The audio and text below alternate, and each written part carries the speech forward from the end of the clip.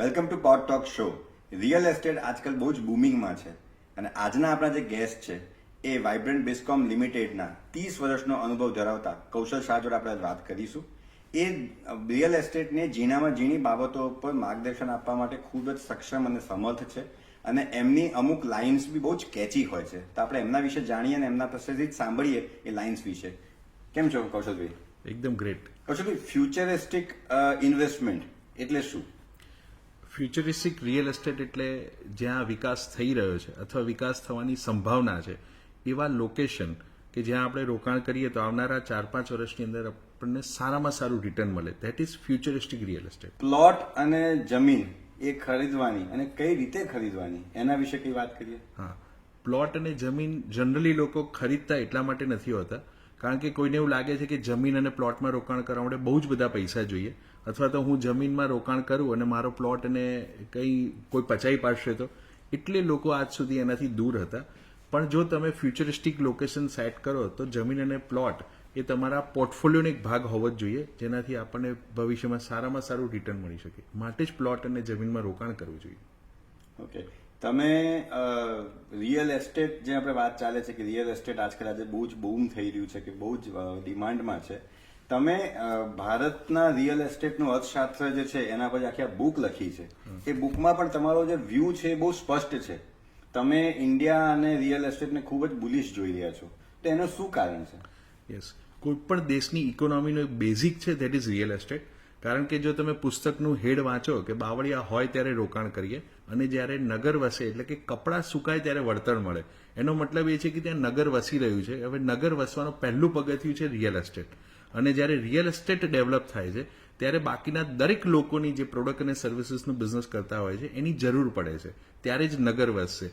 એટલા માટે જ કોઈ પણ દેશની ઇકોનોમીનો મૂળભૂત ભાગ છે રિયલ એસ્ટેટ. એટલે જ્યારે રિયલ એસ્ટેટ બૂમિંગ થાય છે ત્યારે ઇન્ડિયન ઇકોનોમી ગ્રો થાય છે અને એવી જ રીતે કોઈ પણ દેશની ઇકોનોમી ગ્રો થાય છે. That's why real estate always first પ્રાયોરિટીમાં હોય છે કે જ્યાં આપણે ઇન્વેસ્ટ પણ કરવું જોઈએ અને એના બેઝ ઉપર ઇકોનોમી પણ ગ્રો થાય છે.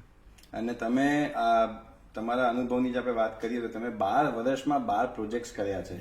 આ પ્રોજેક્ટ્સ તમારા ક્યાં ક્યાં છે અને એ પ્રોજેક્ટ્સ કયા કયા વર્ગના લોકો માટે ઉપયોગી નીવડી શકે? યસ, 12 વર્ષમાં અમે જે મૂળભૂત વ્યાખ્યા છે બાવળિયાની વ્યાખ્યા, એવા જ 2 લોકેશન લોથલ અને ધોલેરામાં કર્યા છે. ધોલેરાની અંદર ઇન્ડસ્ટ્રીયલ સિટી બની રહ્યું છે. જો એને એવું કહીએ કે 922 સ્ક્વેર કિલોમીટર, એટલે કે જો આપણે સિંગાપુર જોડે કમ્પેર કરીએ તો સિંગાપુર 920 સ્ક્વેર કિલોમીટરમાં છે, એટલે એક નવું કન્ટ્રી બની રહ્યું છે. એવી જ રીતે લોથલની અંદર ત્યાં ટુરિઝમ સ્પોટ બની રહ્યું છે. એવા લોકેશન પર અમારા પ્રોજેક્ટ છે જેને ફ્યુચરિસ્ટિક લોકેશન કહી શકાય.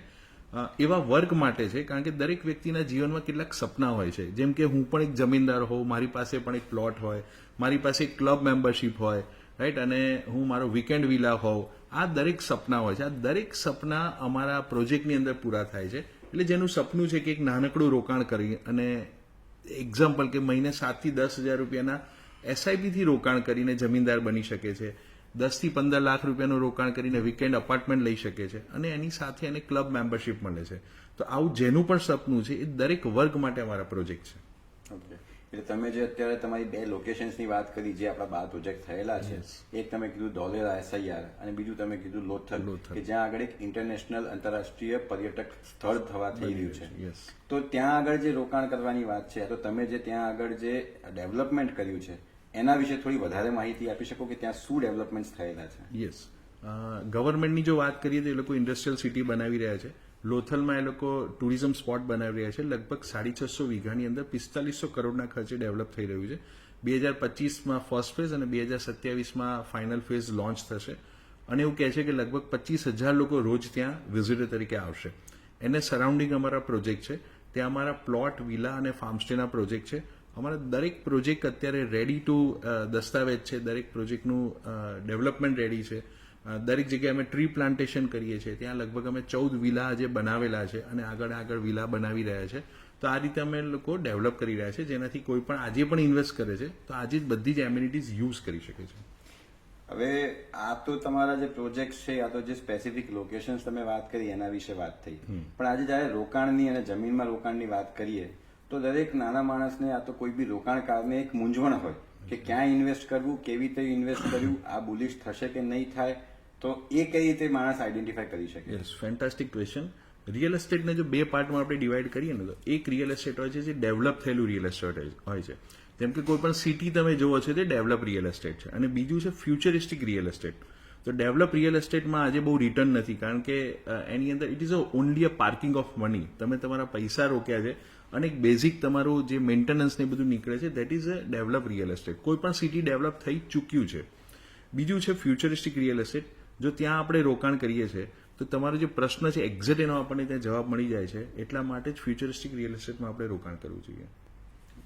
તમારી જે આ ભારતની સર્વપ્રથમ જે બુક તમે લખી છે, Yes. એ બુકમાં તમે LAAA નો એક કન્સેપ્ટ સમજાયો છે. Yes. તો એ કન્સેપ્ટ શું છે અને એ કેવી રીતે માણસને લાગુ પડે? યસ, તો LAAA મતલબ લેન્ડ એઝ એન એસેટ. આને સમજવા માટે આપણે થોડાક વર્ષો પાછળ જઈએ. હું જ્યારે નાનો હતો ને જ્યારે વેકેશન પડે ને ત્યારે મને બે પ્રશ્નો બહુ મારે જાતને પૂછતો હતો હું, કે બાજુવાળા હોય એ વેકેશનમાં મનાલી જાય અને મારે જવાનું મામાના ઘરે, બાજુવાળા હોય મારુતિમાં જાય અને મારે જવાનું એસટીમાં. એટલે મને પ્રશ્ન થતો હતો કે આવું કેમ એમ. તો થોડું રિસર્ચ કરવાથી ખબર પડી કે એ લોકો જમીનદાર હતા, એમણે રિયલ એસ્ટેટમાં ઇન્વેસ્ટ કરેલું, એટલે એ લોકો આવી સારી લાઈફસ્ટાઈલ જીવી શકતા હતા. કદાચ એટલે જ હું રોકાણશાસ્ત્ર પુસ્તક લખ્યો અને રિયલ એસ્ટેટના બિઝનેસમાં કદાચ આ પ્રશ્નો જ મને લઈને આવ્યા. અને લેન્ડ એઝ એન એસેટ, લોકોને એવું ડર હોય છે કે મારી જમીન કોઈ પચાવી પાડશે, પણ આજે ભારતના કાયદા એટલા બધા સક્ષમ છે કે એવું કંઈ જ થતું નથી. એટલે આઈ સ્ટ્રોંગલી રેકમેન્ડ કે તમારા જીવનનો જે પણ બિઝનેસનો પોર્ટફોલિયો છે, ઇન્વેસ્ટમેન્ટનો પોર્ટફોલિયો, એની અંદર જમીનને લેન્ડ એઝ એન એસેટ તરીકે એક ભાગ, અને જો સ્પેસિફિક તમે મને પૂછો તો 20% મિનિમમ ભાગ હોવો જ જોઈએ. અને 5 વર્ષના અંતે હું ચોક્કસ એવું કહીશ કે મારા વાળા રિયલ એસ્ટેટના 20%, બાકીના 80% ઉપર ભારે પડશે, એટલે કે વધારે રિટર્ન આપશે. એટલે લેન્ડ એન્ડ એસેટને તમારા પોર્ટફોલિયોનો ભાગ બનાવવો જોઈએ. સો પેરેટો પ્રિન્સિપલની જેમ તમે 20% જે આપો છો એ તમારું 80% કવર કરે છે. યસ, સરસ સરસ. અચ્છા, એ ઉપરાંત આપણે એક વસ્તુ બીજી વાત કરીએ કે આ તો રિયલ એસ્ટેટની વાત થઈ, પણ એ સિવાય જો આપણે વાત કરીએ તો તમારી કંપની જે છે એ તમે કહો છો 100% ડેપ્થ મુક્ત છે, યા તો કોઈ દેવું નથી એની ઉપર. તો તમે આજના જે નવા બિઝનેસીસ છે એ લોકોને શું સલાહ આપશો આની માટે? એટલે એવું નથી કે કંપની પહેલા દિવસથી દેવા મુક્ત હતી અથવા હું દેવા મુક્ત હતો, પણ અમારો એક ટાર્ગેટ હતો કે અમારે કોઈ પણ જાતની લાયબિલિટી નથી રાખવી. એટલે કેટલાક વર્ષનો ટાર્ગેટ બનાવી અમે ફોકસ કર્યું, અને અમારી કંપનીને અને પર્સનલી હું આ બંને દેવા મુક્ત છીએ અત્યારે. એનો પર્પઝ એક જ હતો કે જો મારી કંપની દેવા મુક્ત છે અને તમે રોકાણ કરો છો તો તમે સેફ છો. બિકોઝ જો એક લાઈનમાં હું કહું તો your investment is our serious business, right? અમે એને મજાકમાં નથી લેતા, કારણ કે તમારા પણ ખૂન પસીનાની કમાઈ છે, તો એ ઇમ્પોર્ટન્ટ છે કે તમારું રોકાણ સુરક્ષિત રહેવું જોઈએ. કંપની દેવામુક્ત છે તો તમારું રોકાણ પણ સુરક્ષિત છે. એટલે ઓવર ટ્રેડિંગ ના કરવું જોઈએ અને ઓવર એક્સપેન્સીસ ના કરવા જોઈએ. એટલા માટે જ કંપનીઓ નેગેટિવ સાયકલમાં જતી હોય છે. જો આ ના કરીએ અને પોઝિટિવલી ફોકસ કરીએ કે આપણી દરેક લાયબિલિટી ધીમે ધીમે સ્ટેપ બાય સ્ટેપ ઝીરો કરીએ, તો દરેક વ્યક્તિ પોતાને અને પોતાની કંપનીને દેવામુક્ત કરી શકે છે. તમારી ખૂબ જ કેચી જે આપણે વાત થઈ, તમારી જે એક તમે લાઈન ફ્રેઝ જે કીધો કે બાવળિયા હોય ત્યારે રોકાણ કરવાનું અને કપડાં સુકાય ત્યારે તમે ત્યાંથી વળતર મળે. પણ એ સોફ્ટ લોન્ચની જો વાત કરીએ, તો જયારે બાવળિયા છે ત્યારે રોકાણની વાત કરીએ છીએ, તો ઇન દેટ કેસ કે તમે આગળ જયારે રોકાણ કરો છો ત્યાં તમારા કદાચ એ સ્કીમ જ ના બને, કદાચ તમે કર્યું પણ કોઈ કારણસર સ્કીમ અટકી ગઈ, કદાચ બિલ્ડર સારો નથી અને એ જતો રહ્યો, તો આ બધી જે પરિસ્થિતિઓ થાય એ કેસમાં રોકાણ કરવાની જે બીક લાગતી હોય એની માટે શું સલાહ આપી શકે? અને બિલકુલ તમારો ડર સાચો છે, અને આવું આપણે માર્કેટમાં અનેક વાર જોયું પણ છે, અને જે જોયું એના આધારિત જ આપણા વિચારો સેટ થયા હોય. પણ એક વાત ચેક કરવી જોઈએ કે બિલ્ડર કોણ છે, એનો બેક સ્ટોરીમાં જાઓ તો એને કેટલા લોકો પ્રોજેક્ટ કમ્પ્લીટ કરેલા છે, એના કેટલા ઇન્વેસ્ટર્સ છે, એનું કેટલું ડેવલપમેન્ટ છે. એટલે હું હંમેશા એવું કહું છું કે બે ટાઈપની લેન્ડ હોય, એક નોર્મલ લેન્ડ હોય અને એક છે બ્રાન્ડેડ લેન્ડ હોય. બ્રાન્ડેડ લેન્ડનો મતલબ એ છે કે બિલ્ડર કોણ છે, એનો બેક સ્ટોરીઝ કેવી છે, એને જે આગળ કમિટમેન્ટ આપેલા રાઈટ ટાઈમે પૂરા કર્યા છે કે નથી કર્યા, અને એને જે કમિટ કરેલું કે હું આટલું ડેવલપમેન્ટ કરીશ એ સમયસર અને ક્વોલિટી વાઇઝ કર્યું છે કે નથી કર્યું. એટલે જો આવી બ્રાન્ડેડ લેન્ડમાં જો ઇન્વેસ્ટ કરવામાં આવે તો ક્યારે પણ આપણા પૈસાની ચિંતા નથી રહેતી, અને હંમેશા આપણું રોકાણ સુરક્ષિત પણ રહે, અને 4-5 વર્ષના અંતે સારામાં સારા વળતર સાથે આપણે એક્ઝિટ કરી શકીએ. ઓકે, હવે આપણે એક રેપિડ ફાયર રાઉન્ડ કરીએ. એમાં મારો પહેલો પ્રશ્ન એ છે કે તમે પોતાની સેલ્ફને રિજન્યુએટ કરવા માટે શું કરો છો? હું રોજ 40 થી 45 મિનિટ એક્સરસાઇઝ કરું છું, અલગ અલગ જાતની. એની અંદર યોગા પણ આવી જાય, સાયકલિંગ પણ આવી જાય અને વોકિંગ પણ આવી જાય. This is my daily routine. Okay, તમે તમારા લાઈફના એક રોલ મોડલ તરીકે અને એક મેન્ટર તરીકે કોને જુઓ છો? યસ, મારા લાઈફના ઘણા બધા મેન્ટર છે, પણ સ્પેસિફિક 4 મેન્ટરને હું અહીંયા મેન્શન કરીશ. એક છે સ્વામી વિવેકાનંદ, જેમની પાસેથી હું ઘણું બધું શીખું છું. એક છે અમિતાભ બચ્ચન સાહેબ, જેમની લાઈફ સ્ટોરીથી અને એમના અનુભવથી હું ઘણું બધું શીખી રહ્યો છું આજે પણ. એક છે આપણા માનનીય પ્રધાનમંત્રી નરેન્દ્ર મોદી સાહેબ. અને જો કદાચ તમે જીવનનું સૌથી મારું મોટિવેશન ગણો કે જેનાથી ઇન્સ્પિરેશન લઉં છું, તો એ છે મારી દીકરી ખુશી. કારણ કે અમે ઘણીવાર ચર્ચા કરતા હોઈએ અને મને યંગ એન્ટરપ્રિનર્સ સાથે વાત કરવાનું ગમે, એટલે એમાંથી મને નવી એનર્જી મળે છે મારી દીકરી સાથે વાત કરીને. એ પણ મારી રોલ મોડલ છે. ઓકે, તમારી એક ડિસિપ્લિન યા તો એક રૂટીન જે તમે રોજ ફોલો કરતા હોય? Yes, very simple. મારું ડ્રીમ બોર્ડ મારા ઘર અને ઓફિસ બંનેમાં લગાવેલું છે. આજે 2030 સુધીનું મારું ડ્રીમ બોર્ડ રેડી છે. એટલે ઘરેથી નીકળતા જેમ લોકો ભગવાનના દર્શન કરીને જાય છે, એ તો હું કરું જ છું, પણ સાથે હું મારા ડ્રીમ્સને પણ જોઉં છું, અનુભવું છું, વિઝ્યુલાઇઝ કરું છું, અને પછી જ હું મારા ઘરેથી નીકળું છું. એવી જ રીતે હું ઓફિસ પહોંચું ત્યારે સેમ રૂટીન પહેલા કરું છું અને પછી કામ કરવાનું શરૂ કરું છું. તો ડ્રીમ જોવું એ મારું એકદમ ડેઇલી રૂટીન છે. ડ્રીમ બોર્ડ જરૂરી છે બનાવવું? ડેફિનેટલી જરૂરી છે. આ દુનિયામાં જો સક્સેસ થવું હોય તો ડ્રીમ બોર્ડ વગર કંઈ જ વસ્તુ શક્ય નથી. કશુભાઈ, તમે જે તમારી જે પ્રોપર્ટીઝ છે એના વિશે જે મને થોડી માહિતી આપી, મેં એવું બી સાંભળ્યું છે કે ત્યાં તમે એક થીમ પર, એક કોઈ સ્પેસિફિક થીમ ઉપર, ખાસ કરીને હું જો વાત કરું તો તમે બચ્ચનની થીમ ઉપર ત્યાં આગળ બનાવ્યું છે. તો એ કેવી રીતે છે અને ત્યાં ઇન્વેસ્ટ કરવું હોય તો કેટલા રૂપિયાથી ચાલુ કરી શકે?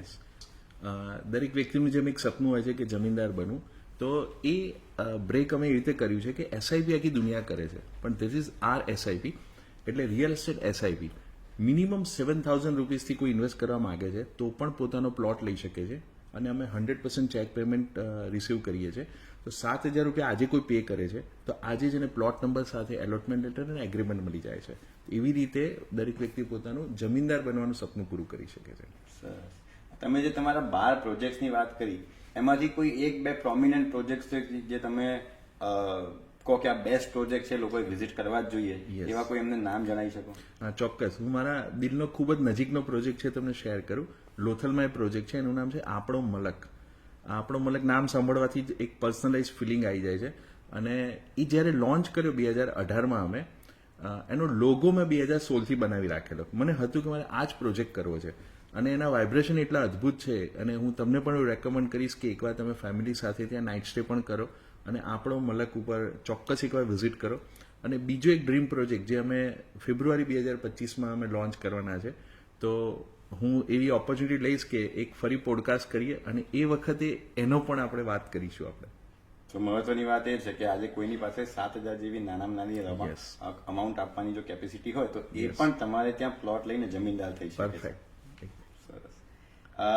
ઇન્વેસ્ટમેન્ટની જ્યારે આપણે વાત કરી રહ્યા છીએ તો અલગ અલગ ઇન્વેસ્ટમેન્ટ ઓપ્શન્સ અવેલેબલ હોય છે. અલગ અલગ ઇન્વેસ્ટમેન્ટ ઓપ્શન્સની વાત કરીએ તો તમે એને 5 થી 1માં જો રેટ કરવાનું આવે તો રિયલ એસ્ટેટ, સોના ચાંદીને, મ્યુચ્યુઅલ ફંડ્સને, ફિક્સ ડિપોઝિટને એ અને ઇક્વિટીને એ તમે કયા લેવલ, કઈ સિક્વન્સમાં રેટ કરશો? આને હું 2 પાર્ટમાં બ્રેકઅપ કરીશ. ફ્યુચરિસ્ટિક રિયલ એસ્ટેટ, પણ મારાવાળું રિયલ એસ્ટેટ એ નંબર 1 છે. મ્યુચ્યુઅલ ફંડ અને ઇક્વિટી આ 1, 2, 3 થશે. અને જે સેકન્ડ છે એફડીઝ અને જે તમે કીધું એ સોનું ચાંદી. પર્સનલી હું એને ઇન્વેસ્ટમેન્ટ જ નથી માનતો, એ બંને માત્ર પાર્કિંગ ઓફ મની છે. ઓકે, એક સલાહ કે જે તમે એન્ટરપ્રિનર્સ, ઉદ્યોગપતિઓને આપવા માટે માનો છો? મેં જે કર્યું છે એ છે કે બહુ જ મોટા સપના જોવા જોઈએ અને અસંભવ લાગે એવા સપના જોવા જોઈએ, અને એની પર પ્લાન બનાવીને કામ કરવા માટે મંડી પડવું જોઈએ, લોકોનું સાંભળવું ના જોઈએ, અને શક્ય હોય તો ટીમ બનાવવી જોઈએ. અને ફર્સ્ટ ટાર્ગેટ કે ટીમના સપના પૂરા કરવા જોઈએ. જો ટીમના સપના પૂરા થાય છે ને તો આપણા સપના તો બાય પ્રોડક્ટ જ પૂરા થઈ જાય છે. બહુ જ સાચી વાત છે. સો કૌશિકભાઈ, thank you for such a wonderful ઇન્સાઇટફુલ આ સેશન માટે. તમે જે બી ઇન્ફોર્મેશન્સ આપી છે રોકાણ માટેની, એ ઇન્ફોર્મેશન જોઈને મને એવું લાગે છે કે તમારો પ્લોટ કે તમારી જે જગ્યા છે એ તો જોવી જ જોઈએ, કરવું જ જોઈએ ઇન્વેસ્ટમેન્ટ. પણ જે લોકોને એક નોર્મલ બીક હોય કે ભાઈ નવી જગ્યાએ યા તો જેમ આપણે વાત થઈ એમ કે બાવળિયા હોય ત્યારે ઇન્વેસ્ટમેન્ટ કરવું, એના વિશે બી જે તમે માર્ગદર્શન આપ્યું છે એ બહુ જ યુઝફુલ નીવડશે મને એવું લાગે છે. Thank you.